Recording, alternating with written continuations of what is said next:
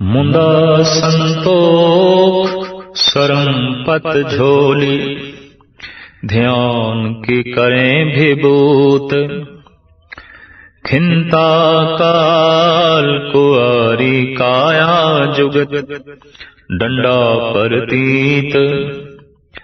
आई पंथी सगल जमाती, मन जीतै जग जीत। आदेश तिसे आदेश, आद अनील अनाद अनाहत। जुग जुग एको वेश। जपजी साहब गुरमत ਦੇ ਖੋਜੀਆਂ ਦੀ ਦ੍ਰਿਸ਼ਟੀ ਵਿੱਚ ਸਿੱਧਾਂ ਨਾਲ ਹੋਈ ਚਰਚਾ ਹੈ, ਸਿੱਧਗੋਸ਼ਟ ਹੈ। ਭਾਵੇਂ ਇਸ 38 ਪੌੜੀਆਂ ਵਿੱਚ ਤੇ 2 ਸ਼ਲੋਕਾਂ ਵਿੱਚ ਸਾਹਿਬ ਸ੍ਰੀ ਗੁਰੂ ਨਾਨਕ ਦੇਵ ਜੀ ਮਹਾਰਾਜ ਨੇ ਬ੍ਰਹਮ ਗਿਆਨ, ਬ੍ਰਹਮ ਦ੍ਰਿਸ਼ਟੀ, ਬ੍ਰਹਮ ਦੀ ਸੂਝ ਸਮਝ ਜਗਤ ਦੇ ਸਾਹਮਣੇ ਰੱਖੀ ਹੈ। ਪਰ ਇਹਦੇ ਚ ਉਸ ਵਕਤ ਦੇ ਚੱਲ ਰਹੇ ਇੱਕ ਮੁਖੀ ਸੰਪਰਦਾ ਯੋਗੀਆਂ ਦੇ ਨਾਲ ਹੋਈ ਚਰਚਾ, ਸਵਾਲਾਂ ਦੇ ਜਵਾਬ ਵੀ ਬਕਾਇਦਾ ਤੌਰ ਤੇ ਮਿਲਦੇ ਨੇ। ਜੈਸੇ ਕਿ ਇਹਨਾਂ 4 ਪੌੜੀਆਂ ਵਿੱਚ ਕੁਝ ਐਸੀ ਝਲਕ ਮਿਲਦੀ ਹੈ ਤੇ ਇਹਨਾਂ 4 ਪੌੜੀਆਂ ਵਿੱਚ ਇੱਕ ਮੂਲ ਪੰਕਤੀ ਚੱਲਦੀ ਹੈ, ਆਦੇਸ਼ ਤਿਸੇ ਆਦੇਸ਼, ਆਦ ਅਨੀਲ ਅਨਾਦ ਅਨਾਹਤ। ਜੁਗ ਜੁਗ ਏਕੋ ਵੇਸ। ਉਹ ਪਰਿਪੂਰਨ ਪਰਮਾਤਮਾ ਸਭ ਦਾ ਆਦ ਹੈ, ਮੁੱਢ ਹੈ, ਮੂਲ ਹੈ। ਅਨੀਲ ਧਬਿਆਂ ਤੋਂ ਰਹਿਤ ਹੈ, ਕਾਲਕ ਤੋਂ ਰਹਿਤ ਹੈ, ਲਿਪਾਏਮਾਨ ਨਹੀਂ। अनाद अनाहत। फिर अगर कोई उसदा आद लभण दी कोशिश करे तो अनआद अनाद अनआद आद नहीं उसदा। जगत दा आद है पर उसदा कोई आद नहीं। जगत दा मुड है पर उसदा कोई मुड नहीं। संसार दा ओ मूल है पर कोई उसदा मूल लभे तां फिर उसदा मूल नहीं है। इस वास्ते कह दिता है अनआद, भाव जिदा कोई आद नहीं है। अनाहत, हतन तो रहत है उसकी हत्या, भाव नाश तो रहत है, उन्हों नाश नहीं किया जा सकता। जुग जुग एको वेश, जिदा जुगां जुगांतरां दे विच निहचल वेश है, एक रूप है निराकार। साहिब श्री गुरु नानक देव जी महाराज कहते ने, ऐ जोगियो असी उसे नूं आदेश करदे हां। आदेश तिसे आदेश, उसनूं सजदा है, नमस्कार है साडी। आदेश है किसनूं? जो जगत दा मुड है ते जिहदा कोई मुड नहीं, जो धब्बियां तो रहत है, नाश तो रहत है ते जुगां जुगांतरां विच जिसदा इक्को वेश है। उसकी प्राप्ति दा साधन की है? जोग मत दे कुछ चिन्ह ने धार्मिक, ते ओ धार्मिक चिन्ह आप प्रभु प्राप्ति दा साधन मनदे ने। ते गुरु नानक देव जी महाराज दे समझाण दा ढंग यह है कि अगले दी संप्रदा ते ओदे चिन्हां द्वारा ही उसनूं सूझ बूझ करा देनी। ਇਹ ਗੁਰੂ ਨਾਨਕ ਦੇਵ ਜੀ ਮਹਾਰਾਜ ਦੀ ਦੂਰ ਦ੍ਰਿਸ਼ਟੀ, ਜਿਸ ਤੋਂ ਕਿਸੇ ਦੀ ਦਿਲ ਸ਼ਿਕਰੀ ਨਾ ਹੋਵੇ, ਚੋਟ ਨਾ ਪਹੁੰਚੇ। ਜਾਪਦਾ ਜੋਗੀਆਂ ਨੇ ਜਦ ਪ੍ਰਸ਼ਨ ਕੀਤਾ ਹੈ, ਮਹਾਰਾਜ ਤੁਸੀਂ ਕੌਣ? ਤਾਂ ਸਾਹਿਬ ਕਹਿੰਦੇ ਨੇ, ਮੈਂ ਜੋਗੀ। ਪਰ ਕੈਸੇ ਜੋਗੀ ਹੋ? ਤੁਹਾਡੇ ਕੰਨਾਂ ਵਿੱਚ ਮੁੰਦਰਾ ਨਹੀਂ ਹੈ, ਤੁਹਾਡੇ ਹੱਥ ਵਿੱਚ ਖੱਪਰ ਨਹੀਂ ਹੈ, ਤੁਹਾਡੇ ਕੋਲ ਝੋਲੀ ਨਹੀਂ ਹੈ, ਤੁਹਾਡੇ पिंडे ते स्वा मली होई नहीं है, तुसी राख नहीं मली, तुसी खिंता नहीं पहनी, तुसी जोगियां दी तरह हथ दे च डंडा नहीं धारण कीता, तां फिर किस तरह मन लईए कि तुसी जोगी हो? तो महाराज कहंदे ने कि शरीर ने इत्थे नाश हो जाना है, तां हुण तुसी दसो शरीर नूं जोगी बनाना है, मन नूं जोगी बनाना है? अगर मन नूं जोगी बनाना है तो मैं मन दे सारे चिन्ह धारण कीते ने। अगर तुसी आखो तन नूं जोगी बनाना है तो शायद ये रूप रेखा ना मिले। तो साहब दसदे ने असी बकायदा मुंदरा धारण कीतियां ने, मुंदा संतोख, असी संतोष दियां मुंदरा पहनियां ने। ईश्वर प्राप्ति दा मूल गुण जगत गुरु बाबा मनदे ने संतोष। जो जगत तो ही नहीं रजिया, मुश्किल है कि उहदे अंदर प्रभु प्राप्ति दी कोई चेष्टा पैदा होवे, उमंग पैदा होवे। ऐसा देखण दे च आया या ते परमात्मा नूं ओ मनदे ने जिन्हां ने अपनी वासना दी पूर्ति करनी है, अपनी कामना दी पूर्ति करनी। दूजा धड़ा ओ है जो अपनी कामना दी पूर्ति लई, वासना दी पूर्ति लई परमात्मा नूं इनकार करदे ने, क्योंकि परमात्मा बाधा खड़ी कर देवेगा। अंदर जो तृष्णा है, अंदर जो वासना है जिहदी पूर्ति करनी है, ईश्वर ते बाधा खड़ी कर देवेगा।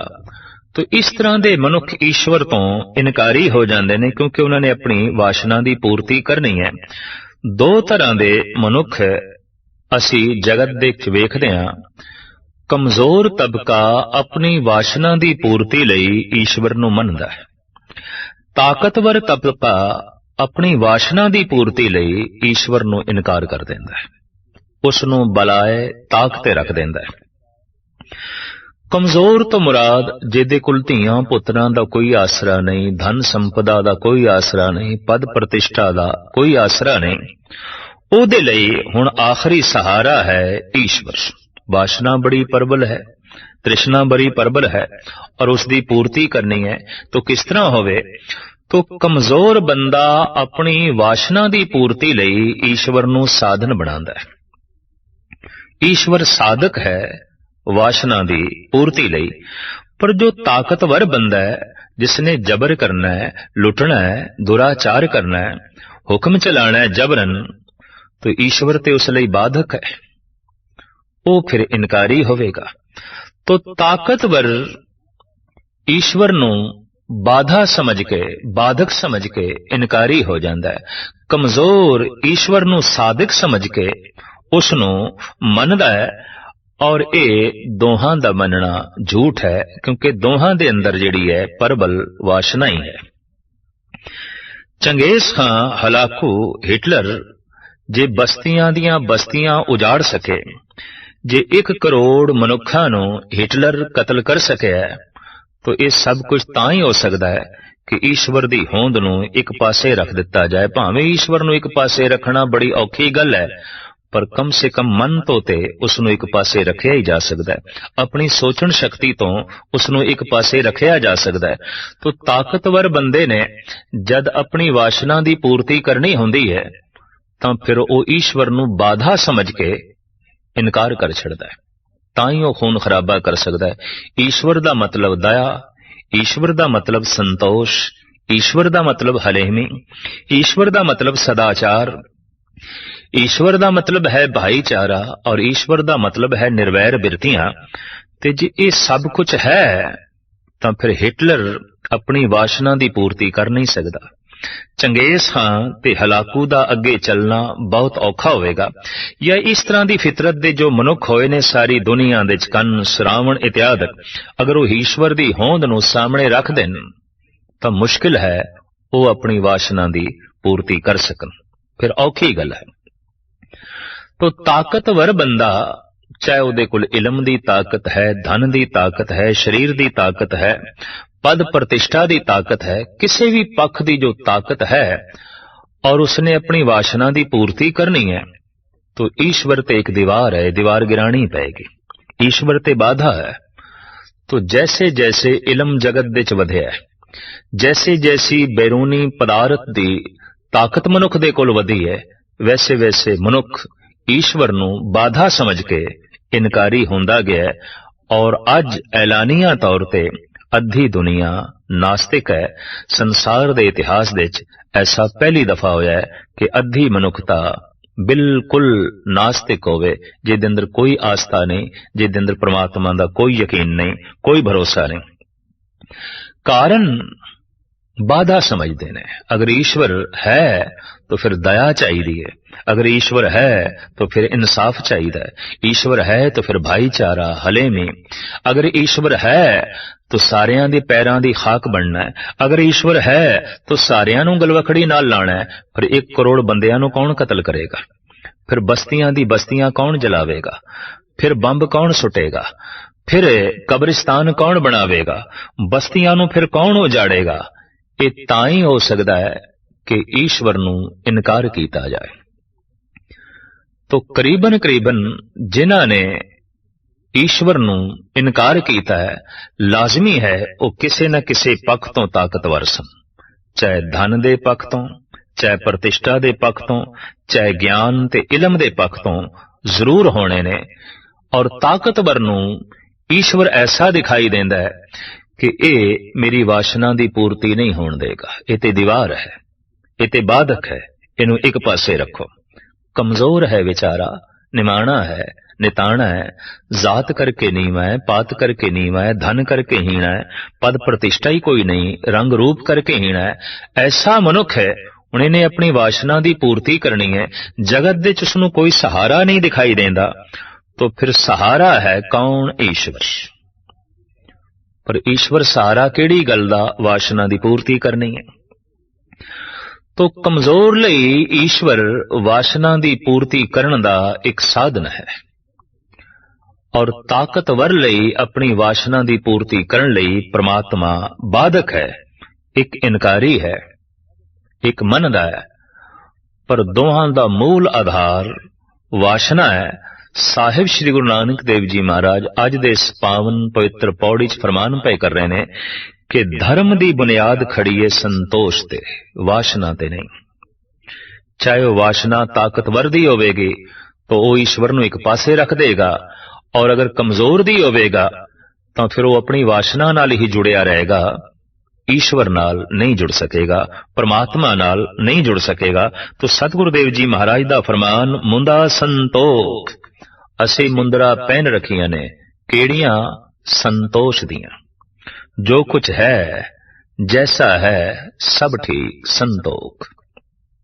अपनी प्रालब्ध ते भरोसा है, अपने भाग ते ही भरोसा है, और संतोषी मनुख ते हर हालत विच प्रसन्न रह सकता है। तृष्णालु हर हालत विच प्रसन्न नहीं रह सकता। गुरु अर्जन देव जी महाराज दा फरमान, आ गया में भूख सोई कर सूखा, सोग हरख नहीं जानियो, जो जो हुक्म भयो साहिब का, सो माथे लय मानियो। ए परिपूर्ण परमात्मा, अगर भुख भी आई है, कोई दुख भी आया है, तो मैं इनू भी तेरी दात समझे और प्रसन्न रहा, खुश रहा। संतोषी मनुख हर हालत विच खुश है, हर हालत विच प्रसन्न है। तृष्णालु मनुख हर हालत विच चिड़चिड़ा रहेगा, दुखी रहेगा, बेचैन रहेगा। तो धर्म दा मूल गुण है संतोष। संतोष है तो सिमरन हो सकेगा। तृष्णालु ने संसार दा सिमरन करना है, संतोषी ने निरंकार दा सिमरन करना है। जो प्रभु दे चिंतन दे डुबिया होया है, लीन है, तो एक गल स्पष्ट हो गई, संतोषी है। जो जगत दे लीन है, डुब गया है, सबूत है तृष्णालु है। तो महाराज कहते ने, मैं अपने दोहां कंदरां नूं, कन्ना नूं, स्वर्ण शक्ति नूं मुंदरा पहनाइयां ने संतोष दियां। मुंदा संतोख सरम पत झोली। पत शब्द ऐसा है जिहदे व्याकरण अनुसार कई अर्थ ने। पत पात्र भांडा, पत पत्ता दरखत दा पत्ता। फिर पत पंजाबी मुहावरे च इहदा अर्थ है इज्जत, आबरू। पत इज्जत, आबरू। इत्थे जो पत शब्द आया है, जिहदे तत्ते तले औंकड़ है, एक वचन है, मतलब पात्र भांडा। तो महाराज कहते असी संतोष दियां मुंदरा पहनियां ने, पर पत्थर साडे हथ दे च केड़ा है, भांडा केड़ा है। जोगी घर घर दे च भिक्षा मंगदा है, ओदे हथ दे खप्पर हुंदा है, ते खप्पर दे च मिली हुई भिक्षा नूं ਉਹ ਝੋਲੀ ਦੇ ਚ ਪਾ ਲੈਂਦਾ ਹੈ। ਸਾਹਿਬ ਕਹਿੰਦੇ ਨੇ ਸ਼ਰਮ ਪਤ, ਮੇਰੇ ਕੋਲ ਭਾਂਡਾ ਹੈ ਮਿਹਨਤ ਦਾ। ਸ਼ਰਮ ਮਿਹਨਤ, ਮੇਰੀ ਕਿਰਤ ਨਾਲ, ਮੇਰੀ ਮਿਹਨਤ ਨਾਲ ਜੋ ਕੁਛ ਮੈਨੂੰ ਪ੍ਰਾਪਤ ਹੋ ਜਾਏ, ਬਸ ਇਹੀ ਮੇਰਾ ਭਾਂਡਾ ਹੈ। ਉਸੇ ਚ ਹੀ ਮੈਂ ਖੁਸ਼ ਹਾਂ, ਉਸੇ ਚ ਹੀ ਮੈਂ ਪ੍ਰਸੰਨ ਹਾਂ। ਔਰ ਮੇਰੀ ਝੋਲੀ ਕੀ ਹੈ? ਮਿਹਨਤ। ਮੇਰਾ ਭਾਂਡਾ ਕੀ ਹੈ? ਮਿਹਨਤ। ਮਿਹਨਤ ਕਰਕੇ ਜੋ ਮੇਰੀ ਝੋਲੀ ਚ ਪੈ ਗਿਆ, ਮਿਹਨਤ ਕਰਕੇ ਜੋ ਕੁਛ ਮੈਨੂੰ ਪ੍ਰਾਪਤ ਹੋ ਗਿਆ, ਮੈਂ ਇਸੇ ਵਿੱਚ ਹੀ ਪ੍ਰਸੰਨ ਹਾਂ, ਮੈਂ ਇਸੇ ਚ ਹੀ ਖੁਸ਼ ਹਾਂ। ਮੈਨੂੰ ਦਰ ਦਰ ਮੰਗਣ ਦੀ ਲੋੜ ਨਹੀਂ। ਸਾਹਿਬ ਸ੍ਰੀ ਗੁਰੂ ਨਾਨਕ ਦੇਵ ਜੀ ਮਹਾਰਾਜ ਦਾ ਫਰਮਾਨ ਹੈ ਕਿ ਮੰਗਤ ਮਾਨ ਨਾ ਪਾਇਆ।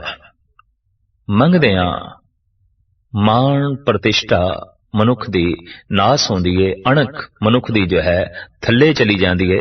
ਪੰਡਤ ਗੁਲਾਬ ਸਿੰਘ ਜੀ ਮਹਾਰਾਜ ਦਾ ਕਹਿਣਾ, ਤਬ ਲਗ ਗੁਣ ਔਰ ਗਰਵਤਾ, ਜਬ ਲਗ ਕਹੇ ਨਾ ਦੇ, ਦੇ ਕਹੇ ਤੋ ਖੇ ਸਭ, ਗੁਣ ਗੌਰਵ ਪਿੱਠ ਦੇ।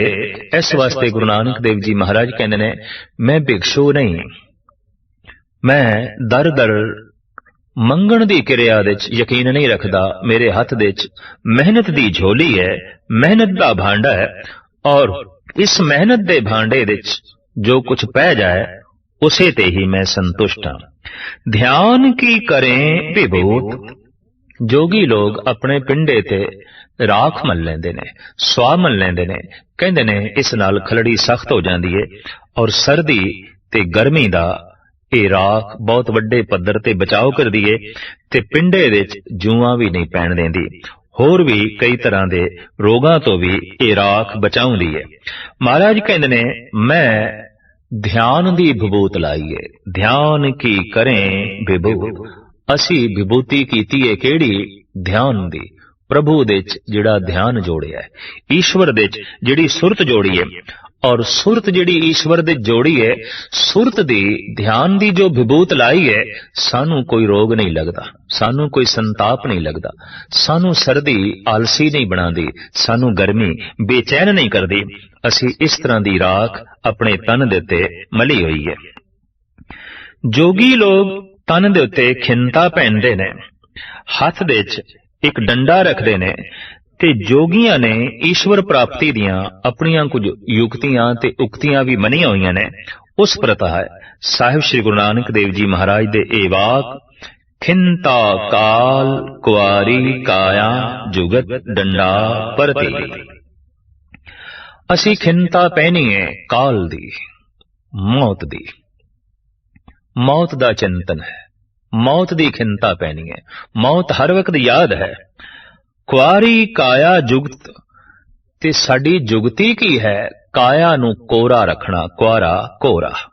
ਪੰਜਾਬੀ ਵਿੱਚ ਕੋਰਾ ਲਫ਼ਜ਼ ਹੈ, ਹਿੰਦੀ ਦੇ ਵਿੱਚ, ਸੰਸਕ੍ਰਿਤ ਦੇ ਵਿੱਚ ਕੁਆਰਾ ਲਫ਼ਜ਼ ਹੈ, ਮਤਲਬ ਸਾਫ ਸੁਥਰਾ, ਪਵਿੱਤਰ, ਬੇਦਾਗ। ਮਹਾਰਾਜ ਫਰਮਾਨ ਕਰਦੇ ਨੇ, ਕਾਇਆ ਨੂੰ ਕੋਰਾ ਰੱਖਣਾ, ਬੇਦਾਗ ਰੱਖਣਾ, ਪਵਿੱਤਰ ਰੱਖਣਾ, ਇਹ ਸਾਡੀ ਜੋਗ ਦੀ ਜੁਗਤੀ ਹੈ। ਔਰ ਹਰ ਵਕਤ ਮੌਤ ਦਾ ਹੀ ਚਿੰਤਨ ਕਰਨਾ, ਮਾਨੋ ਇਹ ਅਸੀਂ ਖਿੰਤਾ ਪਹਿਨ ਕੇ ਰੱਖੀ ਹੈ। ਦੇਖਣ ਦੇ ਚ ਆਇਆ ਦੋ ਤਰ੍ਹਾਂ ਦੀ ਸਾਧਨਾ ਜਗਤ ਦੇ ਚ ਪ੍ਰਚਲਿਤ ਹੋਈ ਹੈ। ਇੱਕ ਉਹ ਬਸ ਜੀਵਨ ਨੂੰ ਹੀ ਚੇਤੇ ਰੱਖੋ, ਇੱਕ ਉਹ ਮੌਤ ਨੂੰ ਚੇਤੇ ਰੱਖੋ। ਅਸੀਂ ਦੇਖਦੇ ਹਾਂ ਸ਼੍ਰੀ ਕ੍ਰਿਸ਼ਨ ਦੇ ਮੰਦਰ ਦੇ ਚ ਰੌਣਕ ਹੈ, ਗੀਤ ਹੈ, ਸੰਗੀਤ ਹੈ, ਨਿਰਤ ਹੈ, ਬਾਂਸਰੀ ਵਾਦਨ ਹੈ, ਸਿਤਾਰ ਹੈ।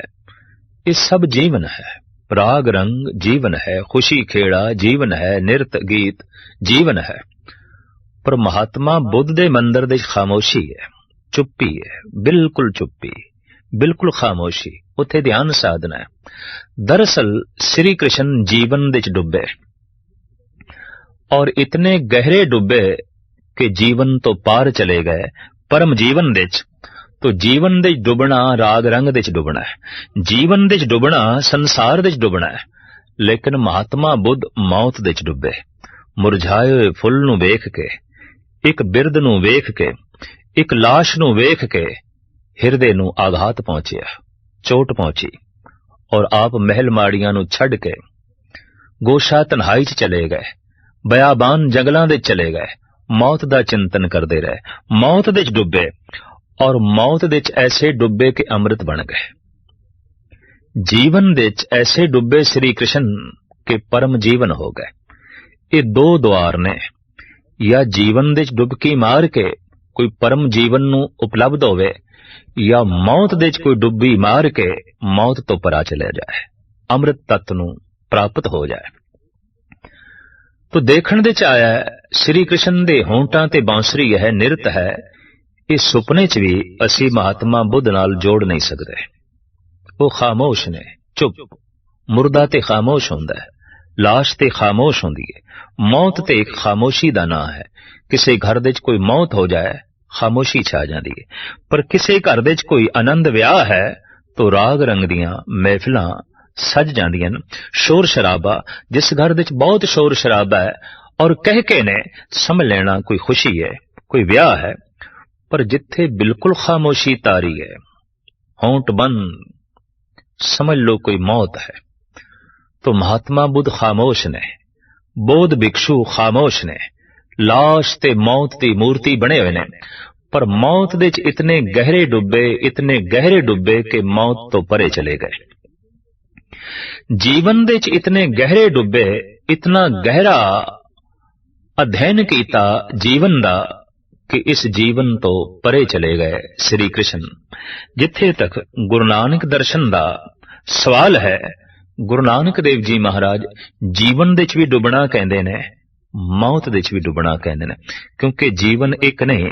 अगर कोई बंदा ये आखे मैं सिर्फ मौत हाँ, जन्म नहीं हाँ, झूठ बोलता है। जन्म होया है, जीवन है। ते कोई ये आखे मैं ते सिर्फ जीवन हाँ, मौत नहीं, ये भी अधूरी गल होवेगी। मनुख जीवन है, मनुख मौत है। जिंदगी जन्म है, जिंदगी मौत है। तो फिर डुबना दोहां दे च है। तो महाराज कहते मेहनत करनी है, मेहनत दी मेरे को झोली है, किरत करनी है, संसार दे डुबना है। गुरु नानक ने किरत की थी, मोदी खाना चलाया, खेती बाड़ी की थी, आप दे पुत्र होए, संतान होई, परिवार होया, परिवार नूं गलवखड़ी चलाया। और ये संदेश है गुरु नानक देव जी महाराज दा, जीवन दे डुबना है। रबाब कोल है, गीत संगीत दी दुनिया गुरु नानक दे कोल है, राग रंग दी दुनिया सतगुरु देव जी महाराज अपने नाल रखते ने मरदाने नूं। तो पातशाह जीवन दे भी डुबे, पर पातशाह मौत दे भी डुबे। आप दा उपदेश पहला मरण कबूल, जीवन की छड़ आस, होए सबन की रेन का, तो आओ हमारे पास। दार्शनिक लोगों का ऐसा ख्याल है ते ये दृष्टि पढ़दियां पढ़दियां बन जाती अक्सर कि जद सिर्फ जीवन दे ही डुबे, राग रंग दे ही डुबे, तो हिंदुस्तान दे सनातन मंदिर राग रंग दे अखाड़े बन गए। होया कि दूर दूर तो डाकुआं दे मुंह दे पानी आया और उन्होंने इन्हां राग रंग दियां महफिलां नूं रज के बर्बाद किया, लुटिया। और सिर्फ राग रंग ही सी, सिर्फ जीवन सी, तो किसी हद तक देवदासियां दे अखाड़े बन गए। ये अस्थान और जीवन दे डुब के दरअसल वो दुराचार दी दुनिया दे डुब गए, जिथे गुरु नानक देव जी महाराज नूं कहना पिया नच्चण कुद्दण मन का चाओ, नानक जिन मन भाओ ते नाम मन भाओ। पर जो मौत दे डुबे, बिल्कुल चुप हो गए, खामोश हो गए, बोलना नहीं, हरकत नहीं करनी, उसका अंजाम यह होया कि देश 2000 साल तक गुलाम रह गया। कुछ करना ही नहीं, खामोश चुप, किसी नूं रोकना ही नहीं, कुछ किरत ही नहीं करनी, कुछ कहना ही नहीं, मुंहों कुछ बोलना ही नहीं, सिर्फ ध्यान साधना। तो इतना ये महान वड्डा देश गुलाम होके रह गया।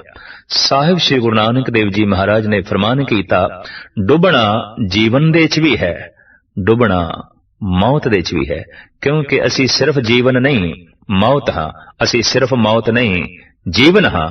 तो महाराज कहते ने मेहनत भी करनी है, उद्यम भी करना है, पुरुषार्थ भी करना है, राग रंग दी महफिल भी सजानी है। जद के असी देखते हैं गुरुद्वारे दी साधना जो परिपूर्ण परमात्मा दी प्राप्ति दी साधना है, कीर्तन राग रंग दी महफिल ते आप दा उपदेश भी है, नानक भवजल पार परे जो गावे प्रभ के गीत। पर इस गीत संगीत दी महफिल दे विच भी गुरु नानक देव जी महाराज कहंदे ने मौत दा चिंतन रखी, खामोशी अंदर दी भुल ना जाई, समाधि अंदर दी भुल ना जाई। इस वास्ते आप मौत दे विच भी डुबना सिखांदे ने और उपदेश करते ने, पहला मरण कबूल जीवन की छड़ास, होए सबन की रेन का तो आओ हमारे पास। पर इतना मौत दे च ना डुबी कि जीवन नू भुल जाए। इस वास्ते आप दूजा उपदेश करते हैं, उदम करेंदियां जीव तू, कमावदियां सुख भुंच, ध्यावदियां तू प्रभु मिल, नानक उतरी चिंत। तो गल ये अधूरी होवेगी अगर कोई आखे मैं जमया हाँ, मैं मरना थोड़ी है। और ये भी अधूरी गल होवेगी कोई आखे मैं मरना ते है पर मैं जमया थोड़ी हाँ। तू जमया ही नहीं ते मरना किथों, तू मरदा ही नहीं तो फिर जमया किथों। जन्म ते मरण ये ते एक दरिया दे दो किनारे ने और जुड़े हुए ने। ये ते जीवन रूपी धारा दे नाल जन्म ते मरण जुड़े होया है। डुबना है जीवन दे किनारे, डुबना है मौत दे किनारे, ताकि दोहां दी असलियत दा पता चले। जो जीवन दे डुबदा है वह परम जीवन नू प्राप्त कर लेंदा है, और जो मौत दे डुबदा है वह मौत तो परे हो जांदा है, वह अकाल दे लीन हो जांदा है, काल तो परे उठ जांदा है। तो साहब कहंदे ने असी खिंता पहन रखीए मौत दी। पर इत्थे सवाल खड़ा होवेगा, जे मौत दी खिंता पहन रखीए तां फिर मेहनत दी झोली दी की लोड़ पै गई, फिर उद्दम प्रशारत दे भांडे दी की लोड़ पै गई। पर इत्थों ख्याल दरसा दिता जीवन भी है साडे कोल, तो जीवन दे भी डुबना है। तो जीवन दे ते तां डुबिया जा सकदा है कोई मेहनत करे, भज दौड़ करे, किरत करे और परिवार दी देख रेख करे, तां ही जीवन दे डुबिया जा सकदा है और मौत दा चिंतन करे। तो साहिब कहंदे ने इन्हां दोहां दे डुबना है, क्योंकि दोवें साडे कोल ने। हर मनुख दे कोल जीवन भी है, हर मनुख दे कोल मौत भी है। ऐ बंदे जीवन दे डुब और मौत दे डुब, ताकि दोहां तो परे उठ, जन्म मरण तो उच्चा उठ जाएगा, जीवन ते मौत तो उच्चा उठ जाएगा। महाराज फरमान करदे ने असीं खिंता पहन रखीए काल दी। और साडी जोग दी जुगती यह है कि काया नू कुआरा रखना, पवित्र रखना, बेदाग रखना, हत्थां नाल कोई गलत करना नहीं, रसना नाल कोई गलत बोलना नहीं, अखां नाल कुछ गलत वेखना नहीं। काया नू बिल्कुल कुआरा रखना है, कोरा रखना है। खिंता काल कुआरी काया जुगत डंडा प्रतीक। साडे हथ दे च डंडा केड़ा है? जोगी लोग रखदे ने। महाराज कहंदे रब्बी विश्वास दा डंडा साडे कोल है, यही साडी हिफाजत करदा है। तरह तरह दे विकारां तो साडी हिफाजत करदा है भरोसा विश्वास। जाके हृदय विश्वास प्रभ आया, तत ज्ञान तिस मन प्रगट आया। योगियां दे सब तो वड्डा पंथ है आई पंथ, जो योगियां दे 12 ही पंथां नूं मनदा है। गुरु नानक देव जी महाराज कहंदे मेरा पंथ आई पंथ है, पर मैं सिर्फ 12 पंथां नूं नहीं मनदा, बल्कि आई पंथी सगल जमाती। संसार दे जितनियां जमातां ने, संसार दे जितने पंथ ने, मैं सारियां नूं ही मनदा और सारियां दी एक जमात समझदा। एक जमात दे बैठे ने सारे, एक पाठशाला दे सारे बैठे ने, सारियां दे नाल सांझी वालता है। मैं सिर्फ 12 पंथां नाल संबंध नहीं जोड़दा, मैं जगत दे तमाम पंथां दे नाल संबंध जोड़दा, सारियां दे नाल चलदा और सारियां नूं नाल लैके चलदा। ये मेरा आई पंथ है। आई पंथी सगल जमाती, तमाम जमातां दे नाल रहना, ये मेरा आई पंथ है। मन जीते जग जीत, ते मैं जगत दी जित मन नूं जितण दे नाल मनदा, न कि रिधियां सिधियां दी प्राप्ति दे जगत दी जित मनदा। मन नूं जितण नाल मैं जगत दी जित मनदा। ते मेरा उस परिपूर्ण परमात्मा दे अगों आदेश है, आदेश तिसे आदेश, किसनू आदेश? आद अनील अनाद अनाहद, जुग जुग एको वेस, जो सब दा मुढ़ है ते जिसदा कोई मुढ़ नहीं, जो धबियां तो रहत है, नाश तो रहत है, ते जुगा जुगांतरां दे जिसदा इक्को ही वेस है, उसनू ही बारंबार आदेश है, उसे नू ही बारंबार सजदा है।